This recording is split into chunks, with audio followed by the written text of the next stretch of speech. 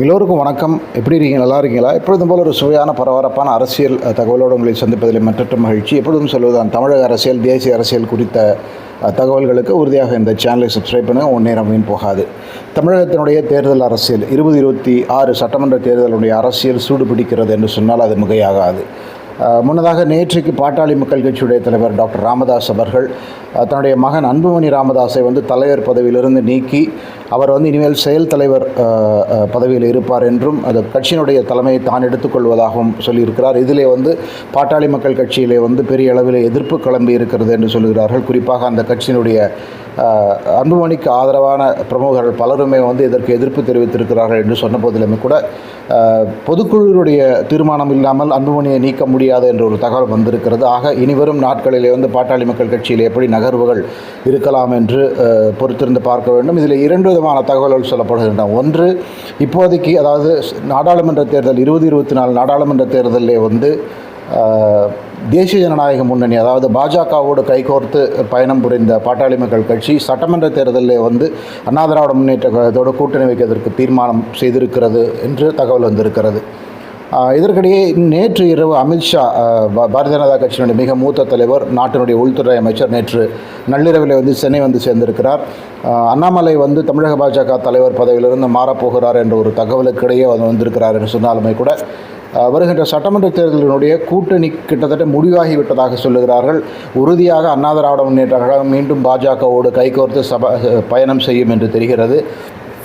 இப்பொழுது நாம் பேசிக்கொண்டிருக்கும் இதே வேளையிலே அண்ணா திராவிட முன்னேற்ற கழக பொதுச் செயலாளர் எடப்பாடி பழனிசாமி சென்னையிலே ஒரு நட்சத்திர ஹோட்டலிலே அமித்ஷாவை சந்தித்து பேசப் போகிறார் என்ற தகவல்கள் வருகின்றன.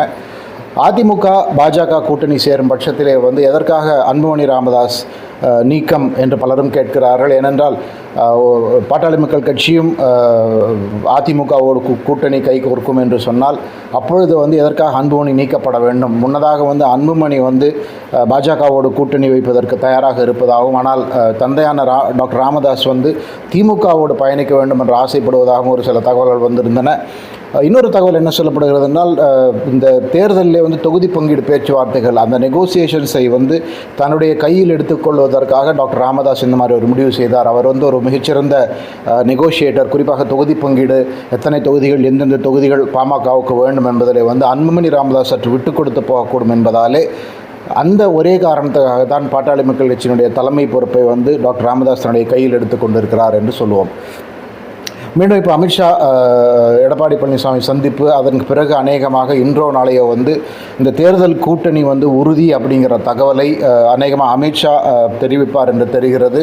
2 நாட்களுக்கு முன்பு ஒரு தேசிய தொலைக்காட்சி, அதாவது நியூஸ் 18 அப்படிங்கிற ஒரு ஆங்கிலம் மற்றும் ஹிந்தி தொலைக்காட்சியிலே அமித்ஷா ஒரு பேட்டி கொடுத்திருந்தார். அந்த பேட்டியிலே அவர் 2026 நாடாளுமன்ற 2026 சட்டமன்ற தேர்தலில் உறுதியாக தமிழ்நாட்டிலே தேசிய ஜனநாயக முன்னணி தான் ஆட்சிக்கு வரும் அப்படிங்கிறத திட்டவட்டமாக சொல்லியிருந்தார். எப்படியும் திமுக தோற்கடிக்கப்பட வேண்டும், திமுகவுடைய ஊழல் ஆட்சி நீக்கப்பட வேண்டும் என்பதுதான் பாஜகவுடைய நோக்கம் என்றும், அந்த இலக்கை வைத்து உறுதியாக இங்கே தேசிய ஜனநாயக முன்னணி மீண்டும் ஆட்சியை பிடிக்கும் சொல்லியிருந்தார். அதிலிருந்தே கிட்டத்தட்ட அநேகமாக அண்ணா திராவிட முன்னேற்ற கழகத்தோடு கூட்டணி உறுதி அப்படிங்கிற ஒரு தகவல் வந்திருந்தது. இப்பொழுது மீண்டும் இன்றைக்கு எடப்பாடி பழனிசாமி அமித்ஷா சந்தித்து பேசும்பொழுது மேலும் அந்த கூட்டணி எப்படி இருக்க வேண்டும், தொகுதி பங்கீடுக்கு ஒரு குழு நியமிக்க வேண்டுமா இல்லையா, இதே போன்ற விஷயங்கள் பேசலாம் என்று தகவல்கள் தெரிவிக்கின்றன.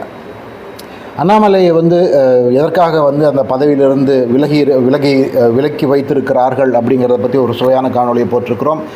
பாஜக அண்ணாமலையை பின்னொரு நாளைக்கு பத்திரப்படுத்தி வைத்திருக்கிறது, அப்படி தான் அதனுடைய நோக்கமாக இருக்க முடியாது, தவிர எதுவும் இருக்க முடியாது. அதே வேளையில் அநேகமாக புதிய தலைவராக நயினார் நாகேந்திரன் தேர்ந்தெடுக்கப்படலாம் என்று தகவல்கள் வருகின்றன. நாளைக்கு அந்த தேர்தல் நடைபெறுகிறது. பாஜகவுடைய மாநில தலைவராக நயினார் நாகேந்திரன் இருக்கலாம் என்று சொல்லப்படுகிறது. ஆனால் ஒரு சிலர் என்ன கருத்து சொல்கிறார், அவர் இப்போ சட்டமன்ற உறுப்பினராக இருக்கிறார். பாஜகவில் சட்டமன்ற உறுப்பினராக இருப்பவர் ஒரு மாநில தலைவராக இருக்க முடியாது அப்படிங்கிற ஒரு கொள்கை இருக்கிறது அப்படின்னு சொல்லுகிறார்கள். இன்னொரு தகவலும் சொல்லப்படுகிறது. நேற்றைக்கு பாஜக கொடுத்திருக்கும் அறிக்கையில் 8 ஆண்டுகள் 10 ஆண்டுகள் அடிப்படை உறுப்பினராக இருப்பவர் தான் பாஜக தலைமைக்கு போட்டியிட முடியும் என்ற தகவல் வருகிறது. அப்படி பார்க்கும் பொழுது ஓல்டு வார் ஹார்சஸ், பழைய தலைகள் யாராவது மீண்டும் தலைவராக வருவார்களா, குறிப்பாக ராஜா போன்ற மிக மூத்த தலைவர்கள் மாநில தலைமைக்கு வருவார்களா அப்படிங்கிற ஒரு பேச்சும் இருக்கிறது. ராஜா ஒரு மிக ஸ்ட்ராங் ஆன்டி டிஎம்கே பர்சன் அப்படிங்கிறது எல்லோரும் அறிந்திருப்பார்கள். ஆக அண்ணாமலை வந்து எப்படி திராவிட முன்னேற்ற கழகத்தை கடுமையாக எதிர்த்து அரசியல் செய்து வந்தாரோ அதை போலவே ஹெச் ராஜாவும் செய்ய ஏதுவாக அந்த கட்சி அதே திசையில் பயணிக்க ஏதுவாக ஹெச் ராஜா போன்ற ஒருவர் நியமிக்கப்படலாம் என்று தகவல்கள் தெரிவிக்கின்றன. இந்த கூட்டணியிலே தொகுதி பங்கீடு எப்படி, யாருக்கு எவ்வளவு தொகுதிகளெல்லாம் வந்து பின்னாளிலே முடிவு செய்யப்படும். ஆனால் இந்த கூட்டணி வந்து உறுதியாக வெற்றியை பெறுமா 2026 சட்டமன்ற தேர்தலுங்கிறது ஒரு மிகப்பெரிய ஒரு சவாலான கேள்வியாக இருக்கிறது. அப்படிங்கிறதுல எந்த சந்தேகமே இல்லை. அதற்கு முக்கியமான காரணம் வந்து நடிகர் விஜயுடைய தமிழக வெற்றி கட்சிக்கு எந்த அளவுக்கு ஆதரவு இருக்கிறது என்று தொடர்ந்து இங்கு வந்து பத்திரிகைகளிலும் ஊடகங்களிலும் வரும் சர்வேக்கள் வந்து பெரிய ஆச்சரியத்தை ஏற்படுத்தி இருக்கின்றன என்று சொன்னால் மிகையாகாது. குறிப்பாக வந்து அந்த ஸ்பீக் மீடியா என்ற ஒரு தனியார் நிறுவனம் வந்து 2 நாட்களுக்கு முன்பு ஒரு சர்வே போட்டிருக்காங்க. அதே போல் பலருமே சர்வே போட்டிருக்காங்க. அதிலே வந்து பலர் நடிகர் விஜய் முதல்வராக வேண்டும் என்று கிட்டத்தட்ட 25% மக்கள் ஆசைப்படுகிறார்கள் அப்படிங்கிற ஒரு தகவலை கொடுத்திருக்கிறார்கள். அதே சதவிகித அடிப்படையில் பார்த்தோம்னாக்கா எடப்பாடி பழனிசாமியும் அண்ணாமலையும் ஒரு 9% தான் இருக்கிறார்கள். ஆக பெரிய அளவிலே வந்து நடிகர் விஜய் முதல்வராக வர வேண்டும், நடிகர் விஜய் ஆட்சிக்கு வர வேண்டும் என்று மக்கள் ஆசைப்படுகிறார்கள் என்ற ஒரு கருத்து வந்து பெரிய அளவிலே ஒரு திகைப்பையும் ஆச்சரியத்தையும் ஏற்படுத்தி இருக்கிறது அரசியல் வட்டாரங்களிலே என்று சொன்னால் மிகையாகாது. ஒருவேளை நடிகர் விஜயுடைய தமிழக வெற்றி கழகம் வந்து அந்த அளவிற்கு பெரிய அளவிலே ஒரு வாக்கு வங்கி, அதாவது குறைந்தபட்சம் 15% வாக்குகளை அவர் பெறுவார் என்று மீண்டும் மீண்டும் சொல்லிக் கொண்டிருக்கிறார்கள். இது வந்து அந்த ஒரு மார்க்கெட்டிங் தந்திரமாக இருக்கலாம், அல்லது உண்மை நிலையாக இருக்கலாம். அதை வந்து காலம்தான் பதில் சொல்லும். ஆனால் நடிகர் விஜய்க்கு 15% வாக்குகள் கிடைக்கின்றன சொன்னால் அது எங்கிருந்து கிடைக்கிறது அப்படிங்கிறது அடுத்த கேள்வி. உறுதியாக இன்றைக்கு வந்து அண்ணா திராவிட முன்னேற்ற கழகம் மிக மிக வலுவிழந்து இருக்கிறது அப்படிங்கிற எந்த சந்தேகமில்லை. ஆக பெருவாரியாக நடிகர் விஜய் கட்சிக்கு போகக்கூடிய வாக்குகள் வந்து அதிமுக, பாட்டாளி மக்கள் கட்சி, விடுதலை சிறுத்தைகள், இந்த கட்சிகளில் இருந்தால் அதிகபட்சமாக வாக்குகள் பிரிந்து விஜயோடைய கட்சிக்கு போகக்கூடும். குறிப்பாக பெரிய அளவில் வந்து இளைஞர்கள் 18 to 25 வயதுள்ள இளைஞர்கள், அதே போல் தாய்மார்கள் 30லிருந்து 45 வயதுக்குள்ள உள்ள பெண்கள், இந்த செக்மெண்ட்ஸ் வந்து மிகப்பெரிய அளவில் வந்து நடிகர் விஜய்க்கு ஆதரவு இருப்பவர்கள் அப்படின்னு சொல்லுகிறார்கள்.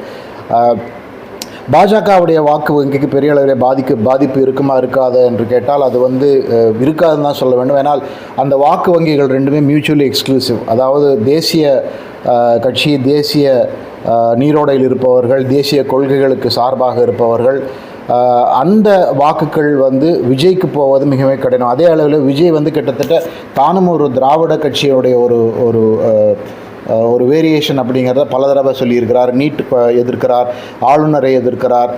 பல கொள்கைகளில் வந்து அவருடைய கட்சியினுடைய கொள்கைகள் கிட்டத்தட்ட திமுகவோட கொள்கைகளுக்கு மிக மிக நெருக்கமாக இருக்கிறது. பெரியார், அண்ணல் அம்பேத்கர் இவர்கள் எல்லாம் தன்னுடைய கட்சியினுடைய வழிகாட்டிகளாக வந்து பலமுறை வந்து நடிகர் விஜய் பேசியிருக்கிறார், கூட்டங்களிலே பேசியிருக்கிறார். இதையெல்லாம் கூட்டி கழித்து பார்க்கும் பொழுது திமுக, அதிமுக இந்த வாக்கு வங்கிகளைத்தான் விஜயோடைய கட்சி பெரிய அளவில் குறிவைக்கிறது அப்படிங்கிறது மிக மிக முக்கியமான விஷயம். ஆக ஒருவேளை வந்து நடிகர் விஜயோடைய கட்சி 15லிருந்து 25% வாக்குகளை பெற வேண்டும் என்று சொன்னால் அது எங்கிருந்து அந்த வாக்குகள் வரும் அப்படிங்கிறது ஒரு மிகப்பெரிய ஒரு கேள்வி. சராசரியாக ஒரு சட்டமன்ற தேர்தலில் வந்து 65லிருந்து 70% வரைக்கும் வாக்கு சதவிகிதம் அந்த போலிங் நடக்கும். அந்த 75% வரக்கூடிய வாக்குகள் தான் 2 பெரிய கட்சிகள் திமுக, அதிமுகவுக்கு கிடைக்கக்கூடிய வாக்குகள். அதே போல் சென்ற சட்டமன்ற தேர்தலில் பார்த்தோம்னாக்கா இந்த 2 பெரிய கட்சிகள் திமுக, அதிமுக, அந்த 2 கட்சிகளுடைய வெற்றி தோல்வியை நிர்ணயித்து அந்த வித்தியாசப்பட்ட வாக்குகள் எவ்வளோ பார்த்தீங்கன்னாக்கா கிட்டத்தட்ட 25-26 லட்சம் வாக்குகள் தான். உத்தேசமாக வந்து திமுக வந்து 1.25 கோடிக்கும் சற்றே மேலே வந்து வாக்குகள் பெற்றிருந்தாங்க. அண்ணா திராவிட முன்னேற்ற கழகம் 1.5 கோடிக்கும் சற்றே மேலே முன்ன பின்ன பெற்றிருந்தாங்க. ஆக இந்த பெரிய ஒரு வாக்கு வித்தியாசம், அந்த 25 லட்சம் வாக்கு வித்தியாசங்கிறத, அந்த 25 லட்சம் வாக்குகளை வந்து ஒருவேளை விஜயுடைய கட்சி பெற்றுவிட்டால் கதை தலைகளாக மாறிவிடும். யார் வெற்றி தோல்வி என்பதை நிர்ணயிக்கக்கூடிய சக்தி வந்து விஜயுடைய கட்சிக்கு வரக்கூடும் அப்படிங்கிற ஒரு பேச்சு இருக்கிறது. ஆனால் இதெல்லாம் எந்த அளவுக்கு உண்மையாக நடக்கும் என்று தெரியவில்லை. ஒருவேளை விஜய் அவ்வளோ பெரிய ஒரு சக்தியாக உருப்பெற்றால் அப்பொழுது இந்த அதிமுக, பாஜக, பாமக இந்த கட்சிகளை ஒருங்கிணைக்கும் ஒரு பிரம்மாண்ட கூட்டணி, ஒரு கிராண்ட் அலையன்ஸ் வந்து எந்த அளவுக்கு திமுகவுக்கு சவாலாக மாறுங்கிறது ஒரு கேள்விக்குறிங்கிறது சந்தேகமே கிடையாது. திமுக கூட்டணியை பொறுத்தவரை அவருடைய கூட்டணி இப்போதும் வலுவாக இருக்கிறது. எந்த கட்சியும் அந்த கூட்டணியிலிருந்து பிரிகிற மாதிரி தெரியவில்லை. அது காங்கிரஸ் ஆகட்டும், கம்யூனிஸ்ட் கட்சிகளாகட்டும், வைகோடைய கட்சியாகட்டும், திருமாவளவனுடைய கட்சியாகட்டும், இவர்களெல்லாம் வந்து ஒரு சேர உறுதியாக 2026 வந்து திமுகவோட பயணிப்பார்கள் என்பதில் இப்போதைக்கு எந்த சந்தேகம் இருப்பதாக தெரியவில்லை. இந்த சூழ்நிலையிலே இப்பொழுது அமித்ஷா தலைமையிலே பேச்சுவார்த்தை நடத்தி எடப்பாடி பழனிசாமி அதிமுக, பாஜக, பிற கட்சிகள் எல்லாம் சேர்ந்து அந்த கிராண்ட் அலையன்ஸ் உருவாக்கினாலும் கூட அதை உறுதியாக திமுகவை ஆட்சியிலிருந்து அகற்றக்கூடிய அளவுக்கு செல்வாக்கான ஒரு கட்சியாக மாறுமா மாறாதாங்கிறத காலம்தான் பதில் சொல்லும். உறுதியாக வருகின்ற சட்டமன்ற தேர்தல் மிக மிக சுவையான ஒரு தேர்தலாக இருக்கும் என்பதில் எந்த சந்தேகமே கிடையாது. அமித்ஷாவை பொறுத்தவரை அவர் டெல்லியிலே கொடுத்த பேட்டியிலே கட்சி ஆட்சியிலே பங்கு கேட்பார்கள் என்று தெளிவாக தெரிகிறது. ஒருவேளை கூட்டணி அமைந்தால் அமைச்சரவையிலே கூட பாஜக பங்கு கேட்கும். ஒரு கூட்டணி அமைச்சரவை ஒரு கட்சிகளை அனைத்து கட்சிகளுடைய உறுப்பினர்கள்லாம் அமைச்சரவையில் அங்கம் வகிக்க வேண்டும் என்று பாஜக முயற்சி செய்யும் என்பதில் எந்த சந்தேகமே கிடையாது. இன்னும் சொல்லப்போனால் அண்ணாமலை மாநில தலைவர் பதவியிலிருந்து விலக்கியதற்கான மிக மிக முக்கியமான காரணம், ஒருவேளை அதிமுக பாஜக கூட்டணி வெற்றி பெற்றால் அப்பொழுது அமைச்சரவையில் அண்ணாமலை இடம்பெறக்கூடும் என்று கூட தகவல்கள் தெரிவிக்கின்றன. இவையெல்லாம் யூகங்கள் தான். பொறுத்திருந்தான் பார்க்க வேண்டும் இந்த காட்சிகள்லாம் எப்படி அரங்கேறுகின்றன என்று. அண்ணாமலை இங்கே பிரச்சாரத்தினுடைய முகமாக தொடர்வார் என்று தெளிவாக தெரிகிறது. அவர் வேறு எங்கேயும் சொல்வதாக தெரியவில்லை.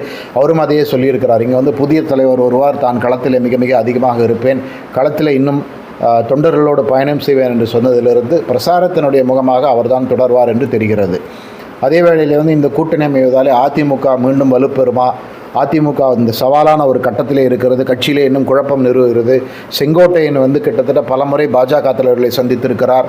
இன்று காலை கோவையிலே எஸ்பி வேலுமணி மிக மிக முக்கியமான முன்னாள் அமைச்சர், அவருக்கு மிக மிக நெருக்கமான ஒரு ஆதரவாளர் அதிமுகவிலிருந்து விலகுவதாக அறிவித்திருக்கிறார். ஆக மேற்கு தமிழ்நாடு பகுதிகளிலிருந்து அதிமுக பல சவால்களை சந்தித்து வருகிறது. அதே போல் தெற்கு தமிழ்நாடு, சென்னையிலுமே கூட அதிமுகவுக்கு இப்போது பெரிய அளவில் செல்வாக்கு இல்லை என்ற சூழ்நிலையிலே இந்த கூட்டணியால் அதிமுக மீண்டும் உயிர் பெறக்கூடுமா என்பதையும் பொறுத்திருந்து பார்க்க வேண்டும். பாஜகவை பொறுத்தவரை அவர்கள் எந்த அளவுக்கு வெற்றி பெற்றாலும் அது அவர்களுக்கு லாபமாகத்தான் பார்க்க வேண்டும்.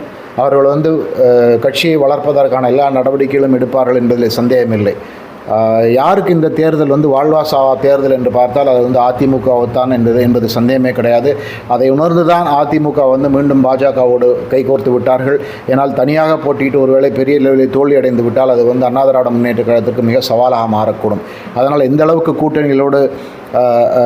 கூட்டணிகள் அமைத்து இந்த தேர்தலை சந்தித்து எப்படியாவது ஆட்சிக்கு வருவதற்கான முயற்சிகளை எடுக்க வேண்டுமோ அதை எடுப்பதுதான் ஒரு புத்திசாலித்தனமான நடவடிக்கை என்று எடப்பாடி பழனிசாமி தரப்பிலே தீர்மானிக்கப்பட்டு அந்த திசையிலே தான் நகர்ந்து கொண்டிருக்கிறார்கள். அதே வேளையில் அண்ணாமலை கட்சித் தலைவராக இல்லாத பட்சத்தில் பாஜகவுக்கு இங்கே இளைஞர்கள் எப்படி வாக்களிப்பார்கள்? தொடர்ந்து பாஜகவுக்கு கட்சிக்கு அந்த ஆதரவு இருக்குமா இருக்காதா அப்படிங்கிறதையும் பார்க்க வேண்டும். புதிய தலைவராக வருபவர் இந்த இளைஞர்களை எல்லாம் அரவணைத்து செல்வாரா? அண்ணாமலை உடைய ஆதரவு அலை தொடர்ந்து பாஜகவுக்கு சாதகமாக வைத்துக் கொள்வதற்கு இந்த புதிய தலைவர் அதற்கான ஒரு நடவடிக்கைகளில் எடுப்பாரா அப்படிங்கலாம் பொறுத்து தான் பார்க்க வேண்டும். ஆக இன்று தொடங்கி 2026 சட்டமன்ற தேர்தல் வரை பல சுவையான காட்சிகள் அரங்கேற இருக்கின்றன. ஏற்கனவே சொன்ன மாதிரி அதிமுகவை பொறுத்தவரை இது ஒரு வாழ்வாசாவா தேர்தல் என்பதை சந்தேகமே கிடையாது. குறிப்பாக கட்சிக்கு இல்லை என்று சொன்னாலும் கூட எடப்பாடி பழனிசாமி என்ற தனிநபருக்கு, பொதுச் செயலாளருக்கு இந்த தேர்தலில் வெற்றி பெற வேண்டியது மிக மிக முக்கியம். ஒருவேளை இந்த தேர்தலிலே படுதோல்வி அடைந்து விட்டால் அப்பொழுது அதிமுக எடப்பாடி பழனிசாமியுடைய கையை விட்டு போய்விடக்கூடும் மட்டுமல்ல, உறுதியாக அந்த கட்சி மேலும் மேலும் வலுவிழக்கும் என்பது சந்தேகமே கிடையாது. அதேபோல் விஜய் இந்த கட்சியிலே எல்லோரும் சொல்லும் வகையிலே 20-25% வாக்குகளை பெற்றால் அவருடைய அரசியல் எதிர்காலம் பெரிய ஒரு பிரகாசமாக இருக்கும். ஆனால் அதே வேளையிலே வெறும் 6-7% பெற்று இன்னொரு நாம் தமிழர் கட்சியாக விஜயுடைய கட்சி உருவாகும் என்று சொன்னால் உறுதியாக விஜயுடைய அரசியல் எதிர்காலம் கேள்விக்குரிய என்பதில் எந்த சந்தேகமே கிடையாது. ஏற்கனவே நாம் இந்த காணொளியில் சொன்ன மாதிரி திராவிட முன்னேற்ற கழகத்தை ஆட்சியிலிருந்து நீக்குவதற்கு, மக்கள் ஆதரவை பெறுவதற்கு இந்த கிராண்ட் அலையன்ஸ் அதிமுக பாஜக பிரம்மாண்ட கூட்டணி உதவுமா உதவாதா அப்படிங்கிறதை காலம்தான் பதில் சொல்ல வேண்டும்.